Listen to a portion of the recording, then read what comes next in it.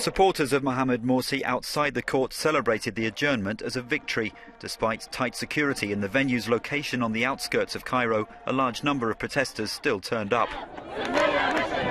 They believe the trial is politically motivated, although those representing victims of last December's trouble have pointed out that the charges of inciting violence predate Mursi's overthrow.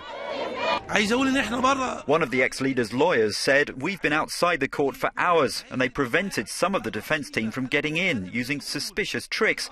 They decided to move the location of the trial at the last minute. This is injustice." Another supporter said, "Through Mursi's trial they're judging a man who also represents the will of the people. This trial is not fair because he's ruled the country only for several months." While inside the court, some local journalists called Mursi a traitor. Outside, reporters and camera crews bore the brunt of the anger of pro-Mursi supporters. Our correspondent says Egyptians call it the second trial of the century, following that of Hosni Mubarak, carried out amid unprecedented security measures. A state of rage and denial could be seen on the faces of the ousted president's supporters, who still insist that the main source of legitimacy is derived from the man behind bars.